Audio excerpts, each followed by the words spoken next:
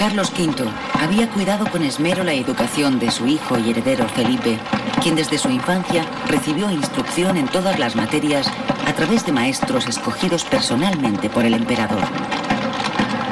La educación del príncipe se había producido lejos de su padre, quien viajó mucho por los dominios del imperio, mientras que Felipe no había salido nunca de Castilla. En 1548, y después de una ausencia de 5 años, Carlos dio órdenes para que su hijo, que tenía en esos momentos 21 años y ejercía la regencia en los reinos hispánicos, fuera a reunirse con él en los Países Bajos, con el fin de conocer a sus futuros súbditos. Se dispuso que saliera de Valladolid con destino a Barcelona y Génova para llegar a Milán, y desde allí por tierras alemanas hasta Bruselas, donde se reunió con su padre el 1 de abril de 1549.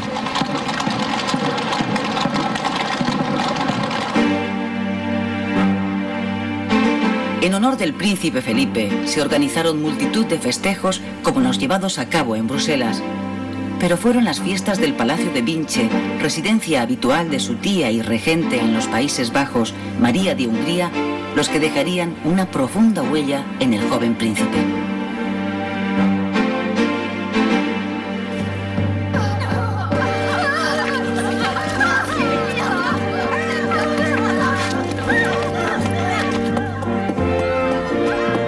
Dentro de estas celebraciones tuvo un papel destacado la representación que se llevó a cabo en los magníficos terrenos de este palacio de una escena del Castillo en la Oscuridad, un pasaje del Amadís de Gaula, uno de los libros preferidos del emperador. El Amadís de Gaula fue la primera novela española de caballería editada a principios del siglo XVI.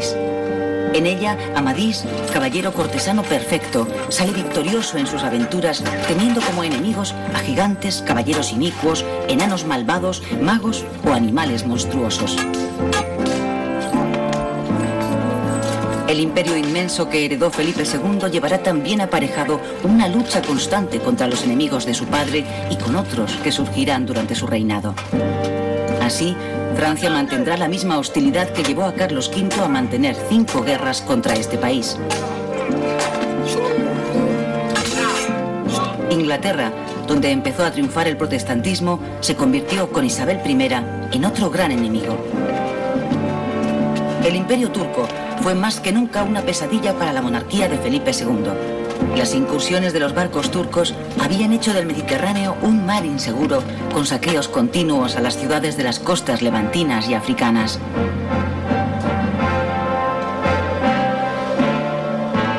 El protestantismo avanzaba de manera inexorable por Europa, se mezclaba con las reivindicaciones políticas en los Países Bajos e intentaba asimismo penetrar en suelo hispánico. Las fiestas del Palacio de Vinche duraron varios días e incluyeron bailes, torneos, asaltos a castillos y rescates de doncellas. Las jornadas de Vinche, al igual que el resto del viaje de Felipe, quedaron reflejados en un libro del cronista Calvete de la Estrella, cuyo nombre es significativo: El felicísimo viaje del príncipe don Felipe. Pero años después, las rebeliones en los Países Bajos constituirán un enorme problema para Felipe II. Su reinado disfrutó tan solo de 6 meses de paz, con varios frentes abiertos de manera simultánea.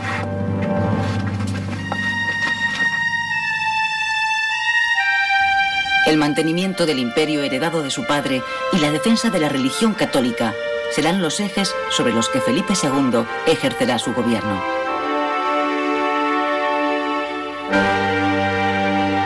En 1556 se produjo la solemne ceremonia de abdicación de Carlos V en Bruselas y Felipe asumió todos los títulos que había tenido su padre, salvo el de emperador, que recayó en el hermano de Carlos, Fernando I. Felipe II también poseyó un imperio, pero no sería emperador. El mantenimiento y la administración de un imperio tan extenso constituyó el mayor reto con el que se iba a encontrar Felipe II. Felipe hizo 2 viajes como príncipe. El primero en 1549 le llevó hasta Flandes, el segundo en 1554 a Inglaterra. Allí se casó por segunda vez con su tía María Tudor. Antes había estado casado con su prima María de Portugal, que falleció poco después de dar a luz al príncipe don Carlos.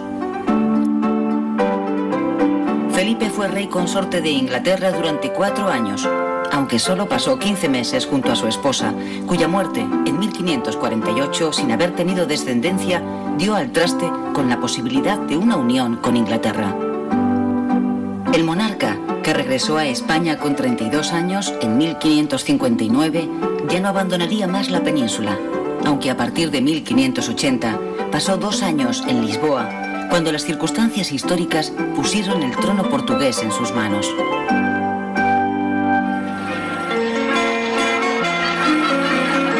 Castilla pasó a ser el centro de este imperio sin emperador y Madrid se convirtió en sede permanente del gobierno. El tremendo esfuerzo que suponía la defensa del imperio fue posible gracias a la riqueza de Castilla, así como a los mecanismos de producción puestos en marcha en América que multiplicaron los envíos de plata a la península. La lengua castellana va identificándose paulatinamente con el español. Convertida en la lengua oficial de la corte, fue adoptada de forma progresiva por los demás reinos. Será también la lengua de los escritores que protagonizaron el Siglo de Oro, y los talleres de todo el imperio imprimieron la mayor parte de su producción editorial en este idioma. La articulación de la nación española se topó con la realidad de unos intereses locales y unas fronteras internas que separaban no solo la corona de Castilla de la de Aragón, sino los propios reinos de cada una de estas coronas. Desde la corona de Aragón, que había permanecido al margen de la expansión productiva de Castilla, se vio con hostilidad la progresiva castellanización de la monarquía. La ausencia del rey y las escasas convocatorias de las Cortes de Aragón contribuyeron a acrecentar este malestar. Pero mientras Aragón se quejaba del olvido de la monarquía, Castilla sufrirá en solitario las consecuencias de los esfuerzos exigidos por el imperio. A la desmonetización de este reino contribuyó una balanza mercantil desfavorable. Se exportaban materias primas como la lana por valor de un ducado y se importaban manufacturas como paños tejidos con esa misma lana a más de 20 ducados y a veces a más de 100. Felipe II se vio obligado a renegociar los créditos con nuevos títulos de deuda llamados juros. Los grandes señores se apropiaban de las riquezas que se generaban en América y que eran utilizadas por la monarquía como aval de sus créditos. Mientras tanto, Castilla se iba empobreciendo paulatinamente, pues la mayor parte de esta riqueza no se invertía en medios productivos, sino que los hombres más ricos optaron por vivir de las rentas. Clérigos y rentistas serían criticados por el contador de finanzas reales Luis Ortiz, autor de un libro publicado en 1559 de esclarecedor título. Libro sobre cómo quitar de España toda ociosidad e introducir el trabajo. Sobre el escrito de Luis Ortiz, planeaba la bancarrota decretada por la monarquía el año anterior, primera de las 3 que se produjeron durante el reinado de Felipe II. En este libro se postulaba un cambio de orientación en el gobierno de Felipe II, aunque también el autor se sentía preso del mismo sentimiento religioso-militar que sustentaba la política ofensiva de la monarquía y concluía su obra de forma dramática. Yo lo doy todo por perdido, y no solo los reinos de Valencia, Murcia y Granada, y toda la costa española se perderá y asolará. Más aún, en las entrañas de Castilla llegarán los turcos, moros y otros enemigos, y vendrá tiempo que no haya quien remedie ni sepa darse maña ni consejo de las calamidades que se esperan, de que doy al tiempo por testigo. Pese a todas estas dificultades, Felipe II reunió un ejército con el que derrotó a los franceses en la batalla de San Quintín, rememorada en los frescos de esta sala de batallas del monasterio del Escorial. Aconteció el día de San Lorenzo de 1557, todavía en vida del emperador, quien le animó desde su retiro en Yuste a continuar la guerra contra Francia. El reinado de Felipe II no podía empezar mejor desde el punto de vista militar. Al año siguiente, las tropas francesas fueron derrotadas por segunda vez en Gravelinas y Francia se vio obligada a firmar el Tratado de Cateau-Cambrésis. Fruto de ese tratado será la tercera boda de Felipe con Isabel de Valois, que supondría el inicio de una etapa amistosa con el país vecino tras largos años de hostilidad.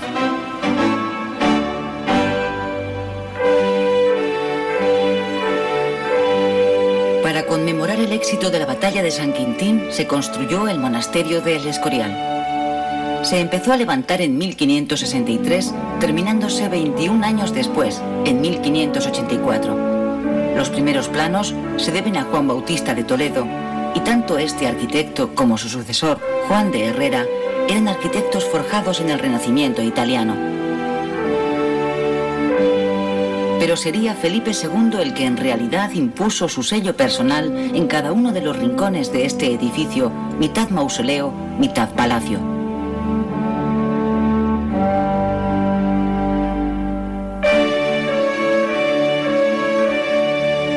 Felipe, nacido en el año 1527 en Valladolid, se había educado en el ambiente cultural del Renacimiento. En los frescos de las paredes y el techo de la biblioteca de El Escorial están representadas todas las ciencias y artes de la época. Sus preceptores le instruyeron en la lectura de los grandes pensadores humanistas. También se le ilustró en ciencia, música, arte y arquitectura. Esta esmerada educación, seguida de cerca por el emperador, se puso en evidencia a lo largo de su vida. Felipe dio siempre muestras de sus conocimientos y de su gusto artístico que lo convirtieron en un gran mecenas.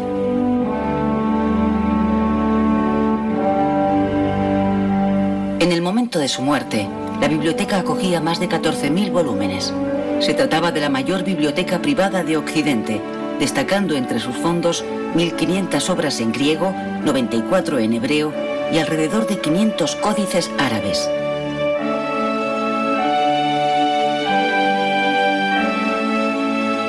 Arquitectos, pintores, escultores y artistas de toda índole pasarán por El Escorial, dejando una huella que se extenderá al resto del imperio y creando todo un mundo científico y artístico dentro de un edificio que Felipe II mandó construir para que se ajustara a sus gustos, a su educación y a su espíritu.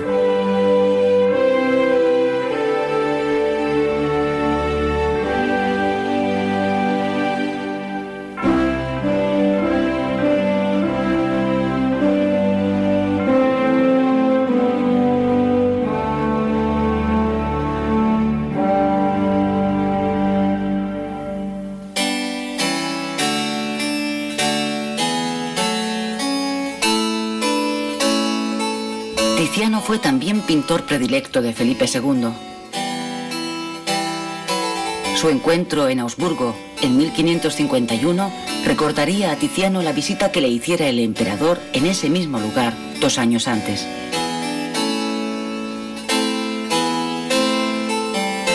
A partir de esa entrevista, Tiziano creó las pinturas conocidas como poesías, cuadros basados en las Metamorfosis de Ovidio, 2 de los cuales se encuentran en el Museo del Prado.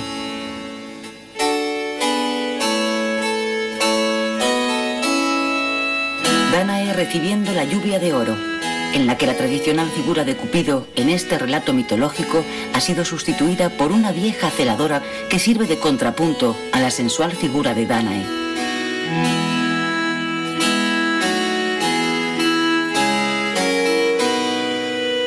La otra pintura es Venus y Adonis.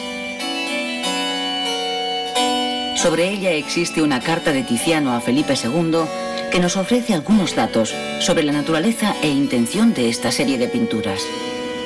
Porque la Dánae que ya mandé a vuestra majestad se leía toda por la parte de delante, he querido en esta otra poesía variar y hacerle mostrar la contraria parte para que resulte el camerino donde había de estar más agradable a la vista.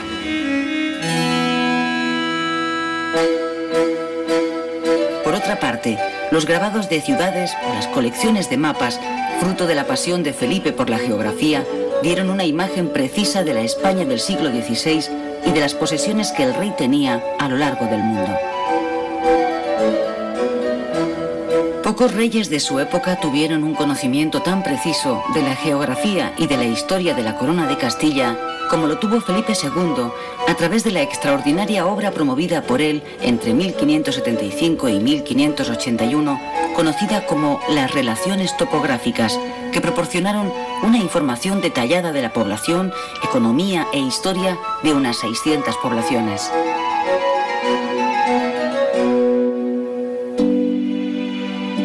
Informaos de cómo están los faisanes que tienen la casa de campo, y si será menester algo para ellos, y si será mejor soltarlos todos, o parte, o tenerlos allí, y avisadme de ello. Y si ha apedreado en la huerta de las posturas y simientes, ¿y cómo va esto? Y a Aranjuez, escribid que avisen de lo mismo, y de las hayas, y si se oyen los francolines. Notas así, habituales en las cartas de Felipe II a sus secretarios y sirvientes, revelan una de las aficiones más arraigadas de este monarca, su amor a la naturaleza. En el Escorial ordenó que los jardines se construyeran al mismo tiempo que el monasterio, buscando la forma de que hubiese flores en todas las épocas del año. Tanto en Aranjuez como en la casa de campo había pequeños zoos con camellos, elefantes, rinocerontes y leones. Para Felipe II había algo que estaba por encima de todo: la religión. San Ignacio de Loyola, fundador de los jesuitas, que conoció en 1549 al entonces príncipe, comentaba el hálito de bondad y santidad que desprendía su persona. El monarca tenía una conciencia providencialista de España y del catolicismo como elemento de cohesión de sus territorios que le llevaría a embarcarse en empresas imposibles.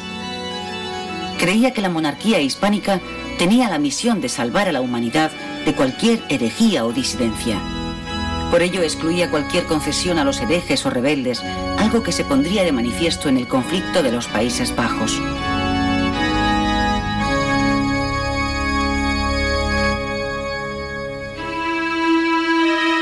En la Gran Place de Bruselas podemos encontrar en la actualidad una placa que recuerda las ejecuciones de los condes de Egmond y Hoorn.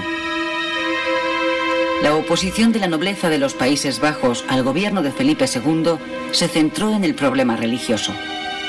La expansión de las ideas protestantes en estos territorios, sobre todo las calvinistas, chocaron frontalmente con la intransigencia de las leyes sobre herejía, generando una campaña de desprestigio de la monarquía a través de grabados críticos con la política del rey en estos territorios. La exigencia de tolerancia religiosa se convirtió en la piedra angular del conflicto político.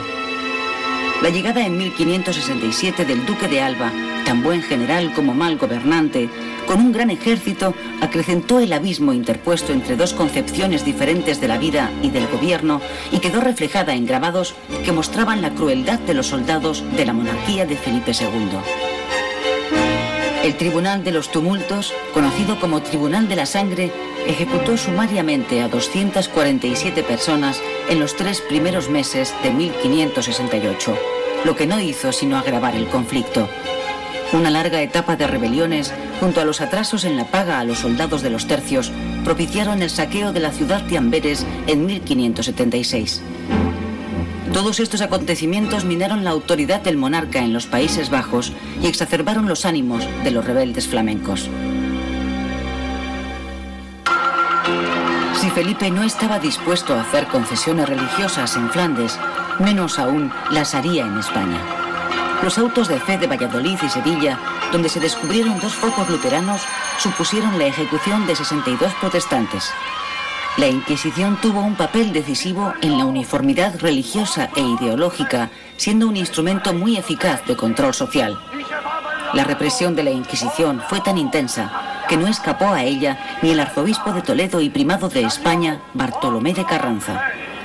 Acusado de defender proposiciones heréticas en un catecismo que había editado en castellano, fue encausado en un proceso que se prolongó durante 17 años.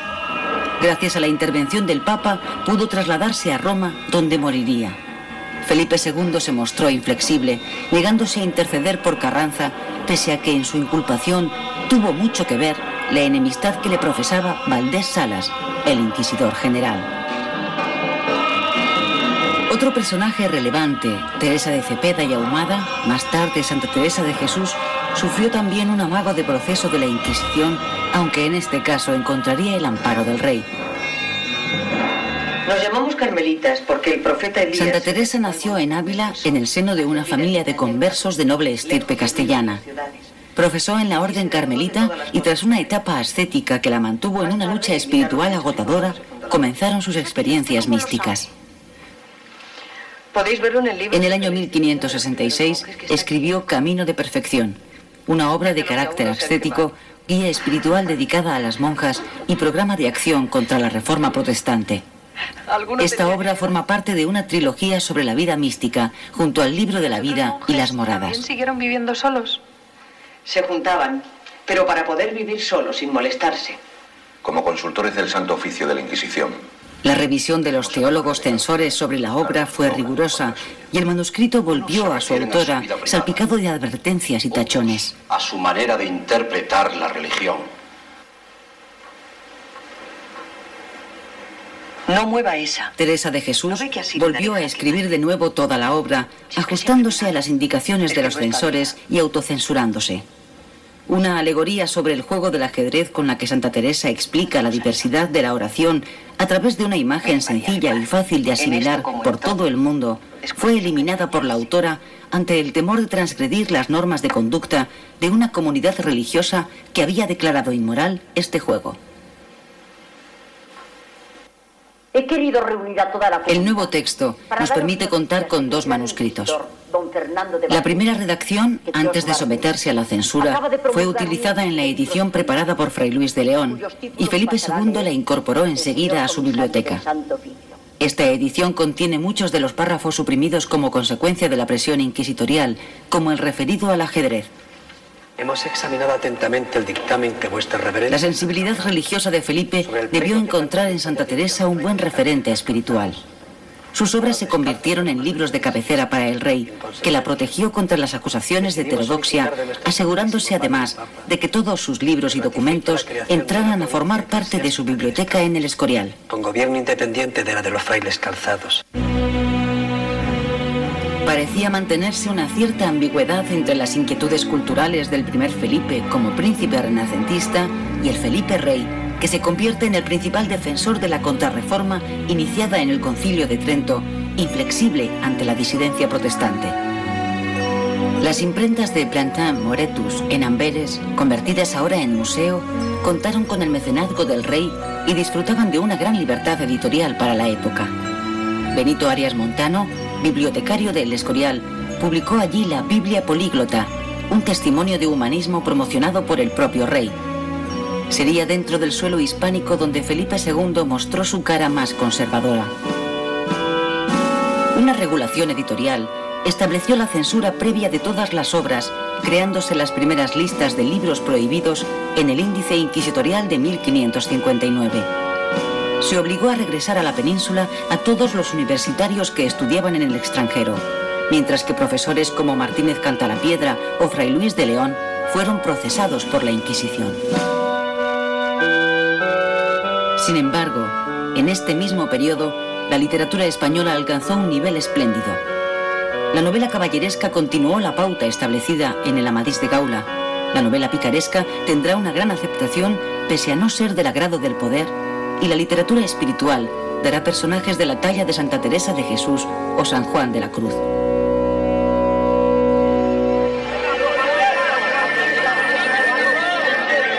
Desde mediados del siglo XVI, la exigencia de acreditar unos antecedentes familiares libres de antepasados judíos se fue imponiendo en ciertos lugares de la península para el acceso a los cargos e instituciones públicas.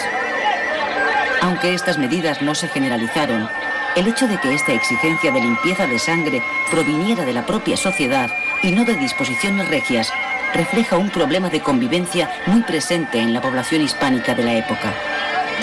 Por otra parte, un edicto promulgado en 1566 prohibió el uso de la lengua árabe y otras leyes de 1568 limitaron las expresiones culturales de raíz islámica.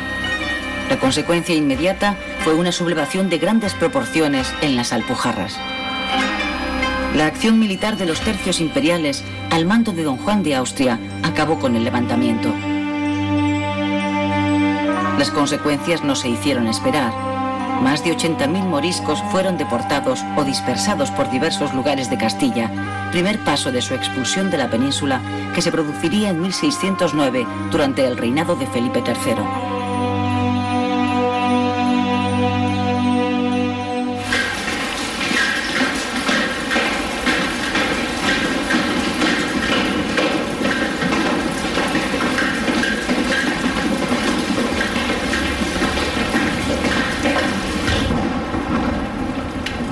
En 1568 fue un año horrible para Felipe II, pues en este corto periodo de tiempo, conflictos políticos como el recrudecimiento de las rebeliones en los Países Bajos y la sublevación de los moriscos granadinos se unieron a problemas personales. En la noche del 18 de enero de ese año, el propio rey, con casco y armadura, y una vez reunidos los principales miembros de su gobierno, apresó a su hijo y heredero, disponiendo su encierro dentro de sus propias habitaciones del Alcázar de Madrid.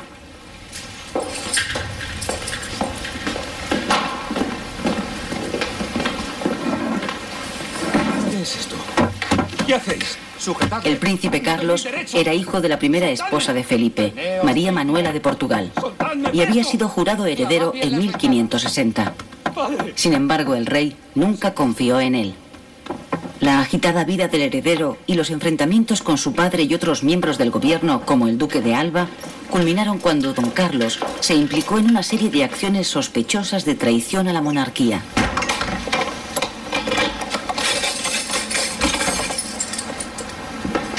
Posibles contactos del príncipe heredero con rebeldes flamencos y el aviso de don Juan de Austria de que don Carlos podía huir a estos territorios decidieron al rey a tomar esta decisión. Don Carlos murió en su encierro ese mismo año. El asunto Don Carlos se convirtió en una de las páginas más oscuras del reinado de Felipe II, ahondando en su leyenda negra. A la muerte del príncipe heredero, seguirá poco después la de Isabel de Valois, tercera mujer de Felipe II, lo que hizo de ese año de 1568 uno de los peores de su vida. Pero después de ese año aciago, llegaron importantes éxitos. El triunfo en la batalla de Lepanto, simbolizado en esta reproducción del navío de don Juan de Austria en la batalla, fue el primero y más importante de ellos. Los turcos constituían un gran problema en el Mediterráneo, no solo por la amenaza sobre la civilización cristiana, sino por sus conexiones con la piratería y con los moriscos del interior de la península. Génova, los estados pontificios, Venecia y algunos príncipes italianos se unieron a la monarquía de Felipe II en lo que se conoció como la Santa Liga. El mando supremo de la flota cristiana lo ejerció don Juan de Austria. 300 naves y cerca de 90.000 hombres componían la armada de la Santa Liga, correspondiendo la mitad al imperio de Felipe II. Más numerosas eran las fuerzas de Solimán el Magnífico, mandadas por Alí Bajá. El 7 de octubre de 1571, las dos armadas, en formación de media luna, se encontraron frente a frente en el Golfo de Lepanto. La más alta ocasión que vieron los siglos, como dijera Cervantes, combatiente en la batalla y en la que perdió su mano izquierda.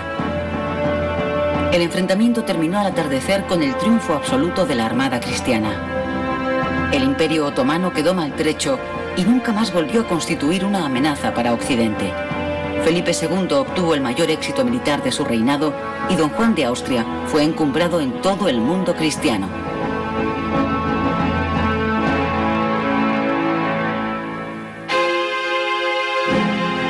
Este postrer hijo de Carlos V había heredado el espíritu guerrero de su padre, alguna de cuyas hazañas en el campo de batalla le llegarían de los propios labios del emperador durante los encuentros que mantuvieron en el monasterio de Yuste, cuando don Juan era apenas un muchacho.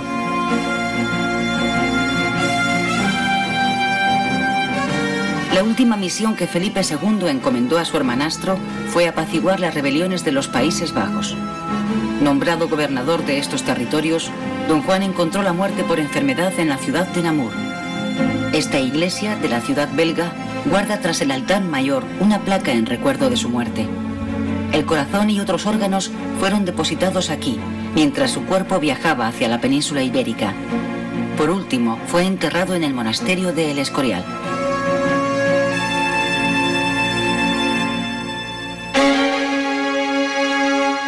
El otro gran acontecimiento del reinado de Felipe II fue la sucesión en el trono de Portugal.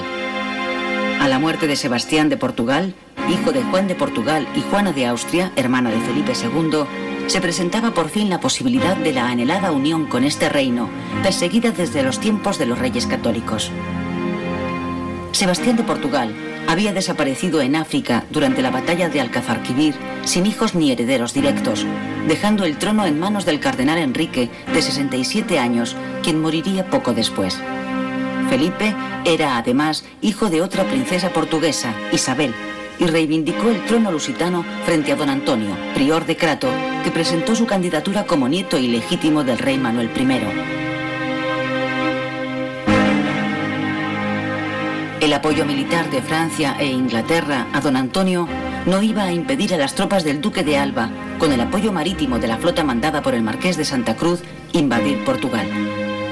Felipe II sería reconocido rey por las Cortes reunidas en la ciudad de Tomar en abril de 1581. Con la anexión de Portugal y sus posesiones en ultramar, el imperio de Felipe II se hizo aún más poderoso y con el dominio de las Islas Filipinas se puede ya decir sin ambajes que sobre su imperio nunca se ponía el sol.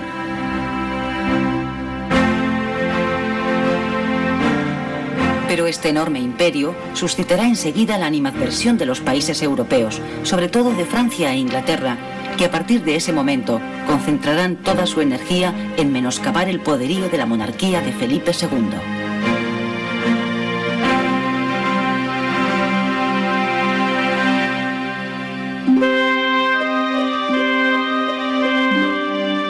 Felipe residió 2 años en Lisboa y desde esta ciudad escribirá emotivas cartas a sus 2 hijas nacidas de su matrimonio con Isabel de Valois, Isabel Clara Eugenia y Catalina Micaela.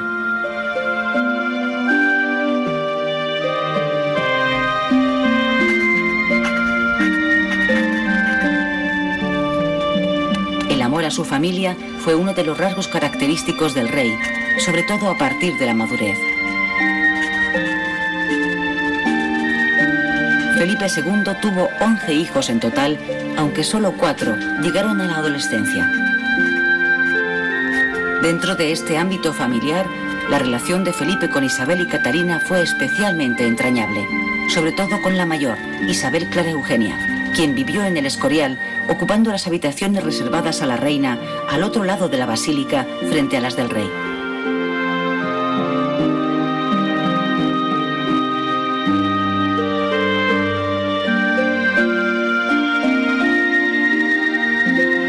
Cuarta y última esposa de Felipe, su sobrina Ana de Austria, había muerto en Badajoz en 1580 tras darle al fin el heredero varón que tanto se hizo esperar. Al igual que su padre, el emperador, Felipe II distinguió a sus allegados encomendándoles tareas de gobierno, en especial a sus hermanas, Juana y María, que vivieron sus últimos años en el convento de las Descalzas Reales de Madrid. Ambas fueron brillantes gobernantes. Juana, que fue reina de Portugal, desempeñó la regencia de los reinos hispánicos entre 1554 y 1559, para lo que tuvo que separarse de su hijo y heredero del trono portugués, el mencionado Sebastián de Portugal, cuando éste solo contaba 3 meses de edad.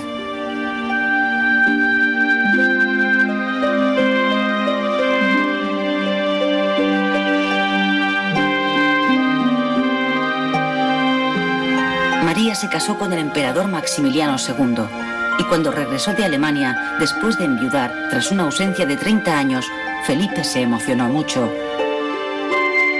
Pero María entró enseguida en el convento de las Descalzas y allí vivió hasta su muerte.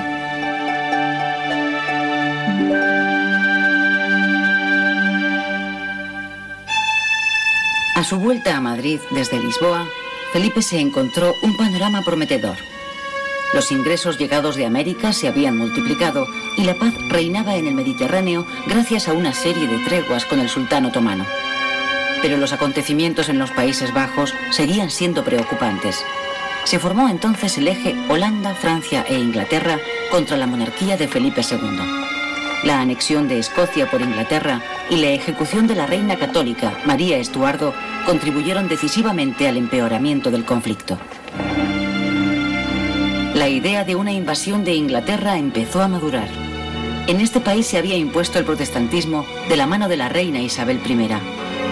Felipe II y la reina de Inglaterra personificaron los dos bloques, católico y protestante, de la Europa de las guerras de religión.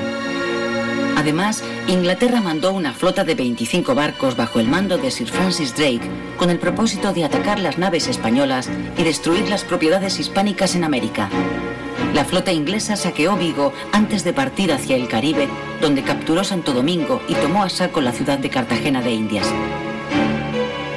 150 fanegas de trigo para la Armada de Inglaterra que vuestra merced no ha entregado. Dificultades logísticas y sobre todo económicas para acometer una empresa de este calibre hicieron que no se pudiera equipar la flota que había pedido el marqués de Santa Cruz.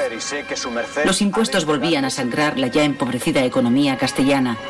De los 560 barcos y 94.000 hombres que había pedido el marqués de Santa Cruz, solo pudieron reunirse 130 barcos y 33.000 hombres.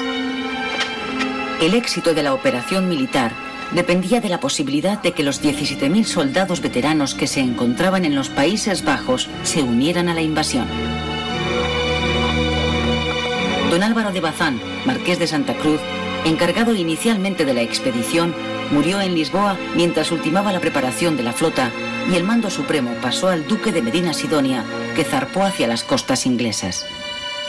El intento de desembarco en Inglaterra se convirtió en el mayor fracaso del reinado de Felipe II. El factor sorpresa nunca existió.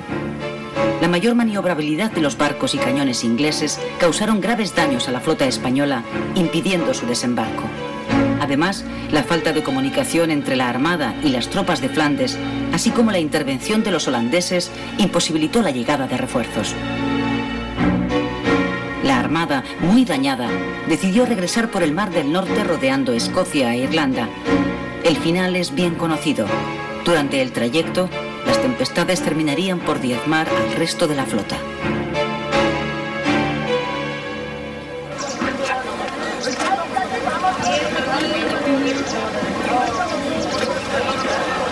El desastre de la Armada Invencible reforzaba la posición de los rebeldes de los Países Bajos, apoyados por Inglaterra, y debilitaba la posición de Felipe II ante la propia Inglaterra y ante Francia. En este país, Felipe había apoyado al bando católico durante las guerras de religión de los últimos años, frente al bando protestante de Enrique IV, quien se acabaría imponiendo, aunque para ello hubo de abjurar del calvinismo y abrazar la fe católica. La derrota frente a Inglaterra vino también a agravar la crisis de la sociedad española.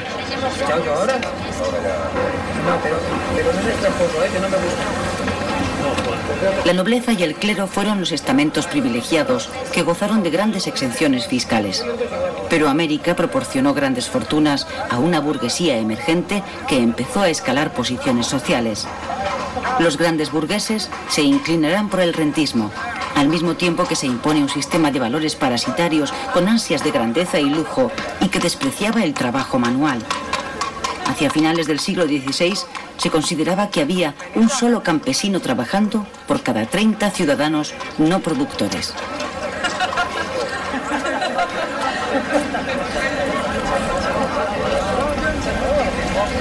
Por otro lado, las tensiones religiosas, con el rechazo hacia conversos y moriscos y la progresiva identificación exclusivista de los españoles con los católicos, generaron explosiones periódicas de xenofobia, mientras que de manera contradictoria, la sociedad y el arte reflejaban múltiples evidencias de mestizaje o hibridación cultural, desde el vestido a la alimentación o la propia lengua, dando lugar a una explosión artística que embelesará a toda Europa.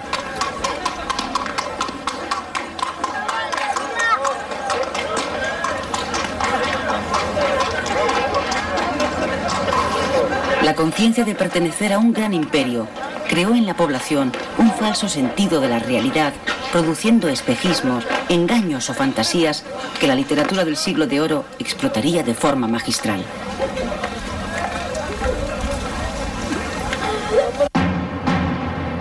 El esfuerzo militar que desarrolló la monarquía fue excesivo. En los últimos años del reinado de Felipe II se reactivaron casi todos sus frentes. Por el Mediterráneo patrullaban constantemente 4 escuadras. A partir de 1580 se creó la Armada de la Mar Océana, que tenía la misión de mantener la hegemonía en el Atlántico. La protección de los convoyes que hacían la ruta de América dio excelentes resultados, pues las pérdidas de barcos por ataques piratas fueron mínimas. La infraestructura militar era muy avanzada para la época, destacando la configuración del llamado Camino Español, que iba de Milán a Flandes y por el que transitaban los hombres y el dinero necesarios para mantener la supremacía en estos territorios.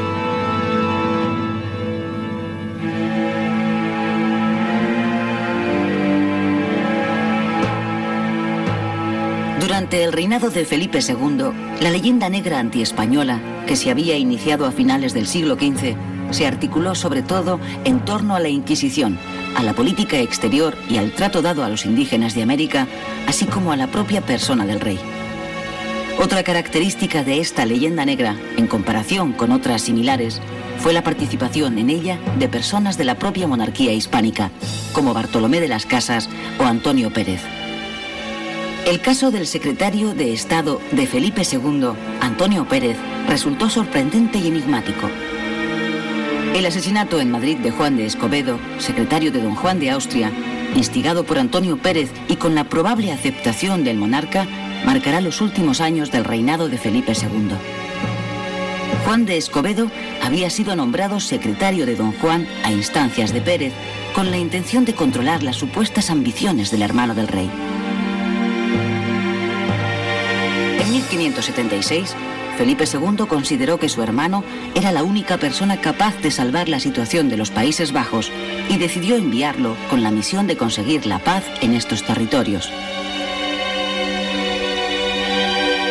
Don Juan fue reconocido como gobernador general por todas las provincias de los Países Bajos, haciendo una entrada triunfal en Bruselas.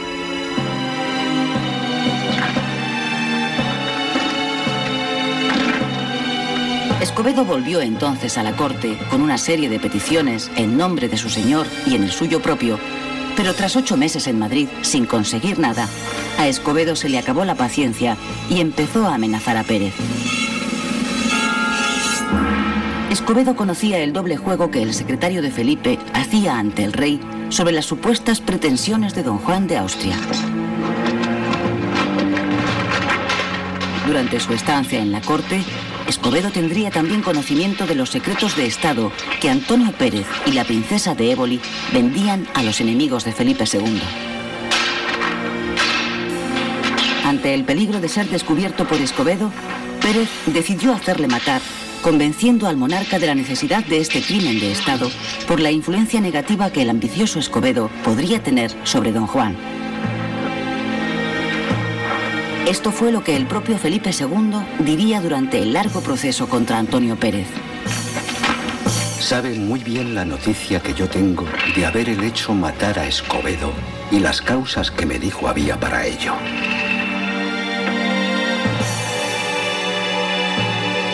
Antonio Pérez fue inculpado finalmente en este asesinato y encarcelado, pero en un lance digno de la mejor novela negra, consiguió huir y refugiarse en Aragón, acogiéndose a sus fueros. Parte de la nobleza y pueblo aragonés protegió a Antonio Pérez y de nada le sirvió a Felipe II perseguirle a través del Tribunal de la Inquisición, única institución que no conocía fronteras. El pueblo aragonés liberó a Pérez, quien consiguió escapar a Francia. Mientras Pérez pasaba la frontera, las tropas imperiales tomaron Zaragoza, acabando con la rebelión. El Justicia Mayor, Juan de Lanuza, y los principales cabecillas de la rebelión fueron ajusticiados, lo que no hizo sino acrecentar la tirantez con la corona de Aragón. A diferencia de su padre, Felipe II permanecía habitualmente encerrado en alguno de sus palacios de los alrededores de Madrid, despachando asuntos de Estado. El Archivo General de Simancas guarda en la actualidad gran cantidad de documentos con anotaciones autógrafas de Felipe en los márgenes. Fue uno de los monarcas más trabajadores de la historia.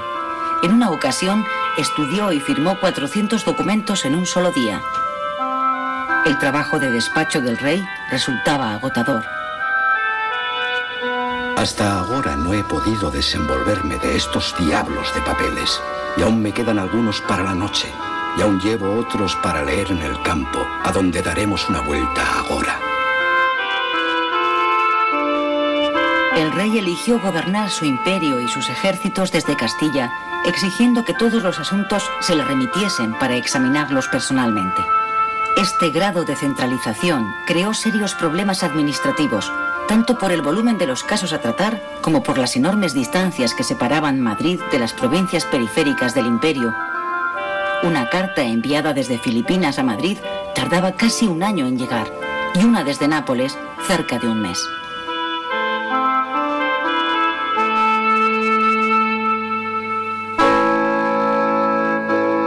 Lo mismo que hiciera Carlos V en su retiro de Yuste, Felipe dispuso sus habitaciones privadas en el monasterio de El Escorial junto al altar mayor, de forma que pudiera seguir la misa y demás oficios litúrgicos desde la cama cuando estuviera enfermo. Sin embargo, pocas semejanzas hubo entre padre e hijo. Frente al viajero inquieto y políglota que representó la figura de su padre, amante de la magnificencia y el ceremonial de las cortes europeas, Felipe II mostró enseguida sus preferencias por la corte de Castilla, la austeridad y el trabajo personal. Mientras que Carlos V había sido un príncipe guerrero, Felipe fue un monarca burócrata. Felipe encontraba en la religión su mayor consuelo. Las estancias de El Escorial rebosaban de cuadros e imágenes religiosas. Tiziano fue uno de sus pintores preferidos, aunque está poco representado en El Escorial. Su Martirio de San Lorenzo no encontró ubicación en el altar mayor de la basílica, pese a ser una obra de una perfección sublime. Para ese lugar tan importante, Felipe quería una pintura en la que el martirio del santo quedara expuesta de forma más evidente que en el cuadro de Tiziano. Cuando Felipe II conoció las pinturas de El Bosco en Flandes, se sintió atraído por el mundo de este pintor. La representación del pecado, las vanidades de la vida o los horrores del infierno conectaron con la sensibilidad religiosa del rey. Las tablas de El Bosco como El carro de Leno, El jardín de las delicias o la mesa de los 7 pecados capitales decoraron las habitaciones privadas de Felipe II en El Escorial.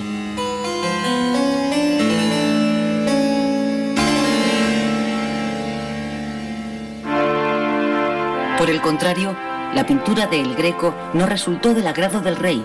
Incluso llegó a rechazar un cuadro que le encargó sobre el martirio de San Mauricio y la Legión tebana.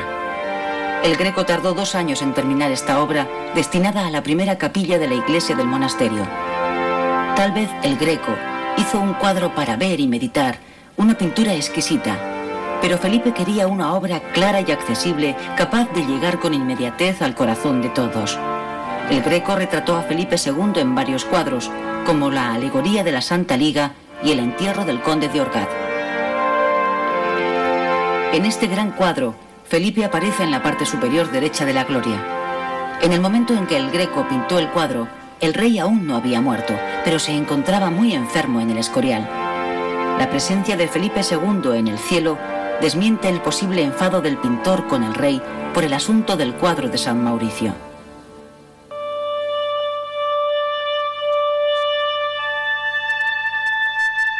Felipe pasó los últimos años de su vida encerrado en el monasterio del Escorial. El final de su reinado supuso la constatación de que la empresa que se había propuesto era imposible. En un último intento de terminar con todas las guerras que habían agotado social y económicamente a su imperio, firmó la paz de Vervins con la Francia de Enrique IV de Borbón y dejó en manos de su hija Isabel Clara Eugenia y su esposo, el archiduque Alberto de Austria, los Países Bajos, aunque en el caso de no tener herederos, volvería a la corona española, como así ocurrió. Felipe II ha sido el rey más polémico de toda la historia de España. En su tiempo, la opinión pública fuera de la península e incluso dentro de ella le fue desfavorable. Se le reprochaba su integrismo ideológico, así como su rigidez y su afición a la burocracia. En la actualidad, los historiadores son mucho más benévolos con él. Su forma de pensar y actuar queda explicada en el contexto histórico que le tocó vivir con la contrarreforma iniciada a partir del Concilio de Trento como eje del catolicismo.